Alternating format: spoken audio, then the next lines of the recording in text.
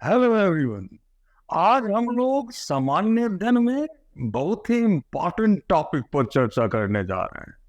भारतीय इतिहास के अंतर्गत मॉडर्न इंडिया सेक्शन में आज हम लोग जानेंगे ईस्ट इंडिया कंपनी के बारे में। ईस्ट इंडिया कंपनी जिसने सैकड़ों वर्षों तक भारत पर शासन किया। एक ऐसी कंपनी जो आई तो थी भारत में मसाले का व्यापार करने के लिए, लेकिन उनके अंदर भारत की परिस्थितियों के कारण राजनीतिक महत्वाकांक्षा ने जन्म लिया और अपने औपनिवेशिक हित को साधने के लिए उसने भारत में अपनी सत्ता स्थापित की। तो आज हम लोग ईस्ट इंडिया कंपनी के फॉर्मेशन से संबंधित तथ्यों को जानने का और समझने का प्रयास करेंगे। तो आइए हम लोग जाने ईस्ट इंडिया कंपनी के बारे में। ईस्ट इंडिया कंपनी के उद्गम को या उद्भव को हम यूरोप में वाणिज्यवाद के उदय के साथ जोड़कर देख सकते हैं, है ना। वाणिज्यवाद जिसका एक ही लक्ष्य था, एक ही ऑब्जेक्टिव था कि मुद्रा ही धन है और मुद्रा ही शक्ति। यूरोप में पुनर्जागरण की घटना घट चुकी थी, आधुनिक युग का प्रवेश हो चुका था और यूरोपियन कंट्रीज में धन कमाने की होड़ मची हुई थी। नए नए जगहों की तलाश की जा रही थी। अगर हम भारत की बात करें तो भारत आने का एक नया मार्ग बार्थोलोम्यू डियाज ने खोज लिया था, जिसे हम लोग केप ऑफ गुड होप के नाम से जानते हैं। और इसी मार्ग होते हुए, इसी रास्ते से होते हुए, जो कि सामुद्रिक मार्ग था, सबसे पहले वास्को डी गामा 1498 में भारत आया। मतलब सबसे पहले पुर्तगालियों का आगमन भारत में हुआ। और उस समय सामुद्रिक दुनिया का बेताज बादशाह भी पुर्तगीज ही हुआ करते थे। हालांकि इस होड़ में स्पेन, इंग्लैंड, फ्रांस, डेनमार्क जैसे देश भी तो शामिल थे, है ना। तो धीरे धीरे अंग्रेजों का वर्चस्व जो है वो समुद्री मार्ग में होने लगा। और चूंकि व्यापार करने की होड़ तो मची ही हुई थी, नए नए जगहों का तलाश ये यूरोपियन कंट्रीज कर रहे थे अपने अपने वाणिज्यवादी हितों को साधने के लिए। और इसी दिशा में मसाले के व्यापार के उद्देश्य से इंग्लैंड में भी व्यापारियों ने योजना बनाई, है ना।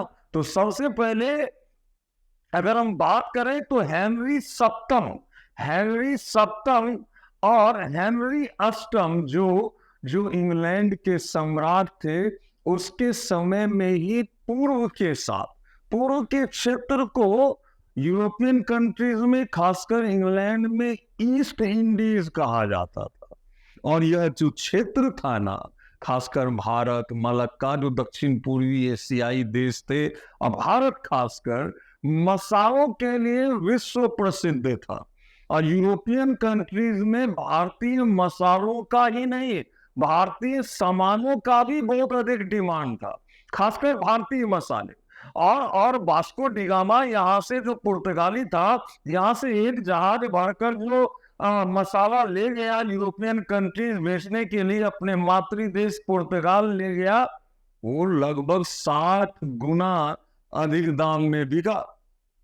तो कई यूरोपीय कंपनियों का आकर्षण इस क्षेत्र के तरफ बढ़ा।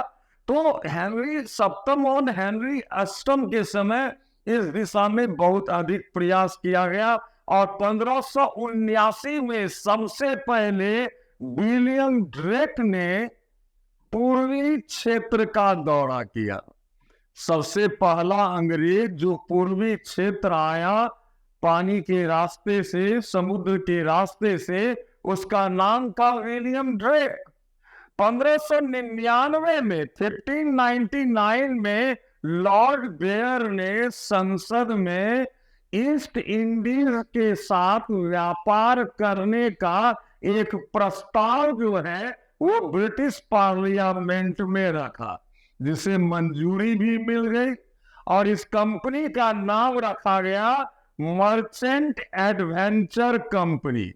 ये जो पहली कंपनी थी ईस्ट इंडिया कंपनी, जिसको आज हम लोग जिसको ईस्ट इंडिया कंपनी के नाम से जानते हैं, उसका पहली बार जब फॉर्मेशन हुआ था वो मर्चेंट एडवेंचर कंपनी के नाम से हुआ था, जिस कंपनी को 31 दिसंबर 1600 ईस्वी को ब्रिटेन की जो महारानी थी एलिजाबेथ प्रथम ने 15 साल के लिए 15 ईयर्स के लिए उस कंपनी को पूर्व के साथ, मतलब ईस्ट इंडीज के साथ व्यापार करने की अनुमति प्रदान की, जिसे आगे चलकर जेम्स प्रथम ने इस अधिकार को, इस चार्टर को आजीवन कर दिया, मतलब उसको स्थायी बना दिया।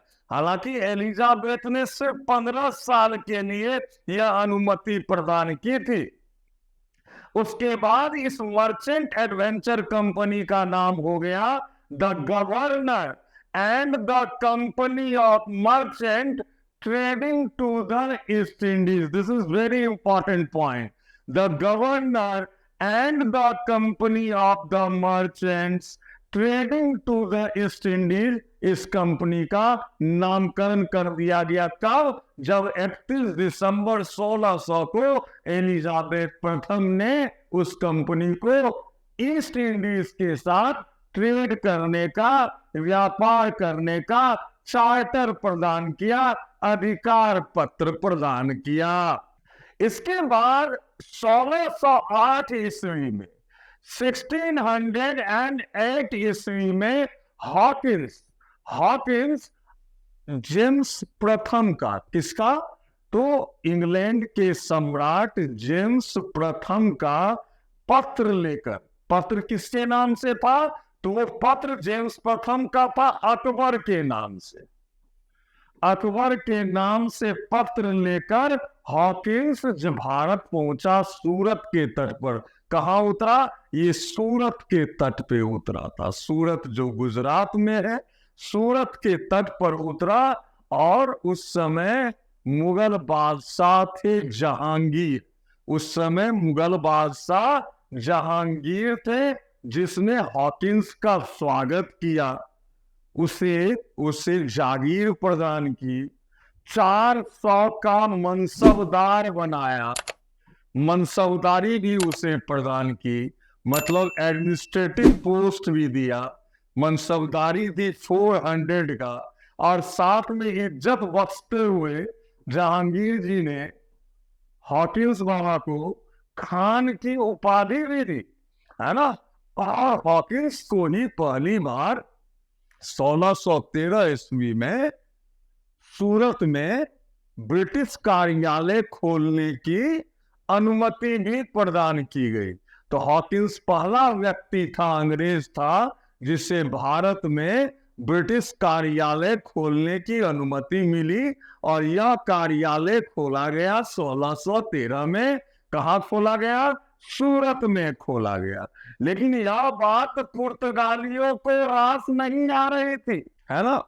और पुर्तगाली युद्ध करने पर आमादा थे। सूरत में ब्रिटिश को वो बर्दाश्त नहीं कर पा रहे थे कि भाई मेरा मोनोपोली है, ये अंग्रेज लोग कहाँ से आ गए। तो एक युद्ध तो बनना था। तो आगरा के निकट सवाली नामक स्थान पर 1611-12 में सवाली नामक स्थान पर सवाली की लड़ाई हुई, जिसमें मिडिल्टन और वेस्ट, जो ब्रिटिश कमांडर थे, मिडिल्टन और वेस्ट के अधीन जो ब्रिटिश सेना थी, उसने पुर्तगालियों को बुरी तरह से परास्त कर दिया। तो यह युद्ध किसके साथ हुआ? अंग्रेजों का पुर्तगालियों के साथ हुआ।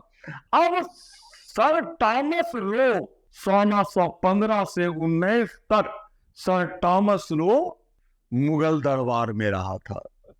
और यहां पर जो सबसे ध्यान देने वाली बात है कि सर टॉमस लो ब्रिटिश क्राउन जेम्स प्रथम का सीधा प्रतिनिधि के रूप में आया था। हॉकिंस एक लेटर लेके आया था अकबर से मिलने के लिए, लेकिन ब्रिटिश क्राउन के प्रतिनिधि के रूप में आने वाला पहला व्यक्ति जो था वो सर थॉमस रो था, जो 1615 से लेकर 1619 तक जहांगीर के दरबार में रहा और उसे भारत में व्यापार करने की अनुमति भी मिली और कई जगह कार्यालय सर थॉमस रो के द्वारा खोला गया। अगर हम बात करें तो 1616 ईस्वी तक सर थॉमस रो ने अहमदाबाद, आगरा, सूरत, बुरहानपुर इत्यादि जगहों पर ब्रिटिश कार्यालय खोल लिया और इन सब को मिलाकर सूरत रेसिडेंसी नाम दिया गया। मतलब सूरत हेड ऑफिस था, उसके अंदर ये सारे ऑफिस भी थे, है ना। दक्षिण भारत की अगर हम बात करें तो पहला कार्यालय जो है वो 1616 ईस्वी में मछलीपट्टम में खोला गया। दक्षिण भारत का पहला कार्यालय मछलीपट्टम या मछलीपट्टम में खोला गया। 1626 ईस्वी में अरमा गांव पर नियंत्रण हो गया किसका? ईस्ट इंडिया कंपनी का। गोलकुंडा के शासक थे कुतुब शाह, जिसको तानाशाह के नाम से जाना जाता था। 500 पैगोडा के बदले, पैगोडा स्वर्ण सिक्का को कहा जाता है, पैगोडा जो है वो स्वर्ण सिक्का को कहा जाता है। 500 पैगोडा के बदले ईस्ट इंडिया कंपनी को व्यापार करने की अनुमति मिली और 1639 ईस्वी में 1639 में चंद्रगिरी के शासक से फ्रांसिस डे नामक एक ब्रिटिश अधिकारी को मद्रास का क्षेत्र प्राप्त हुआ। मद्रास का क्षेत्र ये पट्टे पर लिया गया था, मद्रास का क्षेत्र, जहां पर 1641 ईस्वी में सेंट फोर्ट जॉर्ज किला बनवाया गया। सेंट फोर्ट जॉर्ज किला जो मद्रास या दक्षिण भारत का हेडक्वार्टर था, मद्रास का सेंट फोर्ट जॉर्ज किला, है ना, ये बनाया गया था 1641 ईस्वी में।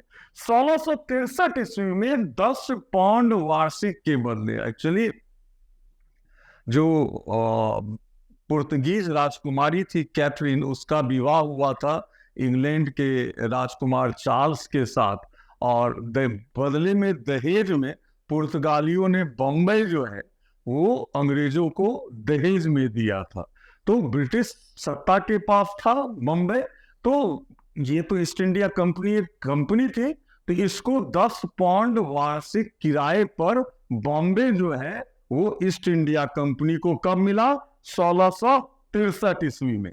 1633 ईस्वी में उड़ीसा में अंग्रेजों ने अपना कार्यालय जो है वो बालासोर में और हरिहरपुर और बालासोर में उड़ीसा में अपना कार्यालय खोला और 1651 में बंगाल में पहला कार्यालय जो खोला गया था वो हुगली में खोला गया था। हुगली से ही बंगाल में ईस्ट इंडिया कंपनी का पदार्पण हुआ 1651 ईस्वी में। अब हम लोग देखें कि बंगाल में, चूंकि बंगाल मुगल का एक प्रांत था, लेकिन वहां पर मुर्शीद कुली खान ने एक स्वतंत्र सत्ता की स्थापना की थी। मतलब कहने के लिए वो मुगलों की अधीनता स्वीकार करता था, लेकिन व्यवहारिक रूप से वह स्वतंत्र व्यवहार करता था। तो वहां के जो सूबेदार थे बंगाल में, शाह शुजा ने ईस्ट इंडिया कंपनी को 3000 रुपया वार्षिक के बदले बंगाल में व्यापार करने की अनुमति प्रदान की। अब ईस्ट इंडिया कंपनी को बंगाल में ट्रेड करने का, व्यापार करने की अनुमति प्राप्त हो गई, है ना। धीरे धीरे अब ईस्ट इंडिया कंपनी अपना पांव पसार रहा है। इसलिए तो ईस्ट इंडिया कंपनी का एक अधिकारी था जिसका नाम था जेराल्ड अंजियर। उसने कोर्ट ऑफ डायरेक्टर्स को एक पत्र लिखा कि अब हमारे एक हाथ में प्रार्थना पत्र और दूसरे हाथ में तलवार होना चाहिए। इससे मंशा स्पष्ट होने लगी कि अब ईस्ट इंडिया कंपनी भारत में क्या करना चाहता है, कैसे अपने औपनिवेशिक हित को साधना चाहता है, यहां से अधिक से अधिक मुनाफा वो अर्जित करना चाहता है। 1687 में जो कंपनी के एक अन्य अधिकारी थे, जोसिया चाइल्ड नाम था, उसने भी कहा कि अब हमें भारत में शासकीय आधार निर्मित कर लेना चाहिए। मतलब धीरे धीरे राजनीतिक महत्वाकांक्षा का जन्म ईस्ट इंडिया कंपनी के अंदर हो रहा है। अब भारत की परिस्थिति ही वैसी है। मुगल सत्ता जो है वो अंदरूनी कारणों से बहुत कमजोर, धीरे धीरे कमजोर हो रहा है। जो प्रांत उसके अधीन थे वहां के लोग भी स्वतंत्र व्यवहार कर रहे हैं।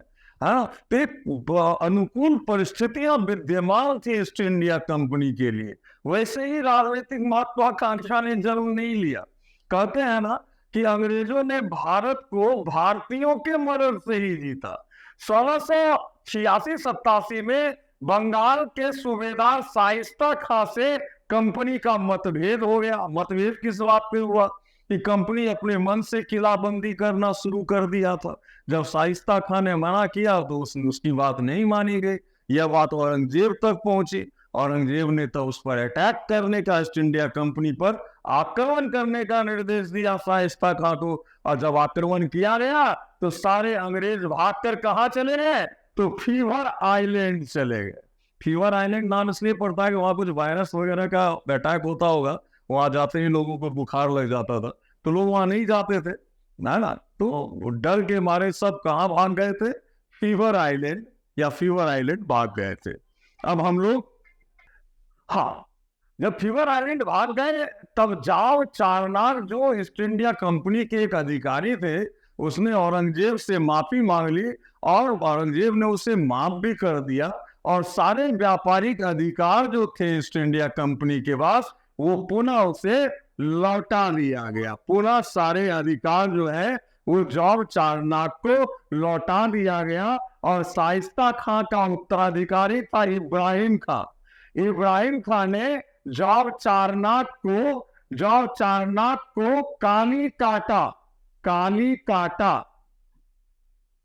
काली काटा, सूती नाता और गोविंदपुर की जागीर दी। किसको दी?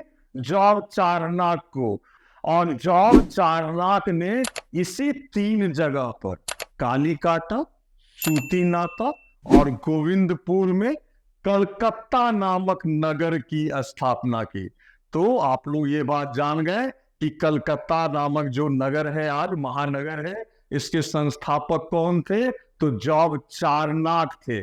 और वहीं पर विलियम द्वितीय जो ब्रिटिश क्राउन थे, उनके नाम पर कलकत्ता में फोर्ट विलियम किला बनाया गया, जो इस क्षेत्र का मुख्यालय बना, है ना। बंगाल रेसिडेंसी का मुख्यालय कहाँ था? फोर्ट विलियम किला। और इसके जो पहले कमांडर थे, जब निर्माण हो रहा था उस समय जो पहले कमांडर थे वो सर चार्ल्स आयर थे। Charles Eyre. और पहला अध्यक्ष थे सर जॉन बेली। जब अध्यक्ष पद होने लगा तो सर जॉन बेली को सबसे पहले कमांडर बनाया गया था, सर चार्ल्स आयर को। यह प्रश्न कई बार विभिन्न प्रतियोगिता परीक्षा में पूछा गया है, ये आपको याद रहना चाहिए। एक और घटना घटी थी भाई 1714 ईस्वी में। उस समय मुगल सम्राट थे फर्रुखसियर। हालांकि औरंगजेब के बाद एक खाली बहादुर शाह प्रथम के बारे में कहा जाता है कि 2-4 अच्छे शब्द बोल सकते हैं, बाकी एक से एक धुरंधर उत्तराधिकारी हुए मुगलों के।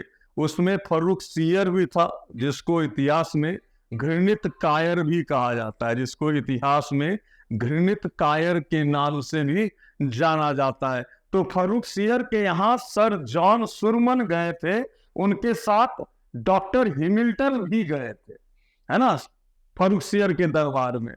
और वहां पर जब राज दरबार की कुछ महारानी जो थी वो बीमार पड़ गई, तो डॉक्टर साहब ने उनका इलाज किया, जिससे खुश होकर सुनहरा फरमान प्रदान किया। किसने? फर्रुखसियर ने ईस्ट इंडिया कंपनी को। और 3000 वार्षिक पर बिना टैक्स के व्यापार करने की अनुमति ईस्ट इंडिया कंपनी को दे दी गई। इसके पहले जो भी अनुमति मिली थी वो सूबेदार से मिली थी। मुगल सम्राट का मुहर नहीं पड़ा था, लेकिन 1717 ईस्वी में 1717 में फर्रुखसियर के द्वारा, फर्रुखसियर जो मुगल सम्राट थे उसके द्वारा एक सुनहरा फरमान दिया गया ईस्ट इंडिया कंपनी को, जिसके आधार पर 3000 वार्षिक पर ईस्ट इंडिया कंपनी को संपूर्ण बंगाल में कर मुक्त व्यापार करने की अनुमति प्रदान कर दी गई। अब देखिए कैसे कैसे ईस्ट इंडिया कंपनी अपने पैरों को भारत की भूमि पर फैला रहा है। जो नींव उसने सूरत के बंदरगाह पर डाली ब्रिटिश साम्राज्य की, वो धीरे धीरे अब फैलता जा रहा है। अब आगे देखें, ईस्ट इंडिया कंपनी के बारे में थोड़ा जाने। ईस्ट इंडिया कंपनी जो था ना, उसको दो भाग में, उसके संचालन के लिए उसे दो हिस्से में बांटा गया। एक को कहते थे board of directors, board of directors, board of directors, है ना, और दूसरा होता था बोर्ड ऑफ प्रोपराइटर्स, है ना। चूंकि ईस्ट इंडिया कंपनी जितनी वो विदेशी कंपनी भारत आई थी, चाहे वो पुर्तगाली कंपनी हो, चाहे डच कंपनी हो, चाहे फ्रांसीसी कंपनी हो, या डेनमार्क की कंपनी हो, या ईस्ट इंडिया कंपनी हो, ईस्ट इंडिया कंपनी एकमात्र कंपनी थी विदेशी कंपनी जो कि स्टॉक कंपनी थी। स्टॉक कंपनी का मतलब होता है कि दूसरे लोगों का पैसा भी इस कंपनी में लगा हुआ था। तो ग्रुप ऑफ या बोर्ड ऑफ प्रोप्राइटर्स में ऐसे लोग थे जो शेयर होल्डर थे ईस्ट इंडिया कंपनी के, और यही लोग बोर्ड ऑफ डायरेक्टर्स को चुनते थे। बोर्ड ऑफ डायरेक्टर्स टोटल 25 होते थे, जिसमें एक अध्यक्ष होता था और 24 सदस्य होते थे, और उसको चुनते थे कौन? Board of proprietors. Board of proprietors कौन थे? जिनका शेयर, जिनकी पूंजी इन्वेस्ट की गई थी ईस्ट इंडिया कंपनी में। अब 1688 के आसपास ब्रिटेन के संसद में यह आवाज उठने लगा कि भाई सिर्फ ईस्ट इंडिया कंपनी ही क्यों मुनाफा कमाए ईस्ट इंडीज से, है ना, हम लोगों को भी अधिकार है व्यापार करने का। और वहां के कई जो ट्रेडर्स थे ना, यह आवाज बुलंद किया ब्रिटिश संसद में, और उसकी बात मान ली गई, और 1688 में ब्रिटिश संसद द्वारा अन्य कंपनियों को भी भारत के साथ व्यापार करने की अनुमति मिली, जिन्हें फ्री मर्चेंट्स कहा गया। क्या कहा गया? फ्री मर्चेंट्स कहा गया। और ईस्ट इंडिया कंपनी के लोग इन फ्री मर्चेंट्स को इंटरलोपर कहते थे। क्या कहते थे? इंटरलोपर कहते थे, है ना। अब ईस्ट इंडिया कंपनी की हालत खराब होने लगी कि भाई अब इंग्लैंड की अन्य कंपनियां भी आएंगी, और ये जो फ्री मर्चेंट्स थे, इन लोगों ने मिलकर एक नई कंपनी का गठन किया, जिसका नाम था न्यू कंपनी, है ना। और इस न्यू कंपनी ने और लोगों को, भाई आप लोग हमारे कंपनी का शेयर खरीदिए, है ना। तो ईस्ट इंडिया कंपनी घबरा गया, और घबरा के लगभग शेयर जो है न्यू कंपनी का ईस्ट इंडिया कंपनी ने खरीद लिया। 1702 से ही अब प्रयास शुरू किया गया कि यहाँ दूसरी कंपनी नहीं आए, वो हमारी कंपनी के साथ मर्ज कर जाए, और 1708 में यह विलय हुआ, है ना। जो न्यू कंपनी थी उसका विलय हो गया ईस्ट इंडिया कंपनी के साथ, और इसका नाम हो गया the limited company of England trading to the East Indies. The limited company of England trading to the East Indies. हालांकि ईस्ट इंडिया कंपनी 1837 ईस्वी से इस कंपनी को नॉर्मली ईस्ट इंडिया कंपनी कहा जाने लगा, लेकिन मूल नाम जो था इस कंपनी का the limited company of England trading to the East Indies इसका नाम था, है ना। और इस कंपनी का पैर धीरे धीरे भारत में फैलने लगा, है ना। अब राजनीतिक महत्वाकांक्षा भी जन्म लेगा, जिसकी अभिव्यक्ति होती है कर्नाटक युद्ध में, जहां फ्रांसीसियों के साथ इसकी प्रतिस्पर्धा चली। अब बंडीवास की लड़ाई के बाद फ्रांसीसियों का सितारा भारत से हमेशा के लिए खत्म हो गया, और उसके बाद बंगाल में पलासी और बक्सर के युद्ध के बाद एक तरह से एक व्यापारिक कंपनी की सत्ता भारत में स्थापित हो गई। तो आज हम लोगों ने ईस्ट इंडिया कंपनी के फॉर्मेशन कैसे हुआ इस विषय में जानकारी ली। अगली वीडियो में हम लोग फिर से किसी नए रोचक टॉपिक के साथ आएंगे। अगर आपने को हमारा वीडियो पसंद आता हो तो हमारे चैनल करियर कंसल्ट को आप सब्सक्राइब करें, बेल बटन दबाएं, शेयर करें और साथ में हमें सुझाव भी दें कि आप लोग किस टॉपिक पर वीडियो चाहते हैं, है ना। हमारा उद्देश्य ये है, हमारे टीम का जो सतत मेहनत करता है आप लोगों के लिए फैक्ट्स, आप लोगों के लिए कंसेप्ट, है ना, सब के बारे में यहाँ इस वीडियो के माध्यम से बताया जाता है ताकि आप लोग सहजता से कंपटीशन को फेस कर सकें और सफलता के मार्ग पर चल सकें। तो समस्त शुभकामनाओं के साथ आज यह वीडियो यही समाप्त करते हैं और अगले वीडियो में बहुत ही जल्द आप लोगों से मिलूंगा। तब तक के लिए धन्यवाद। Thank you.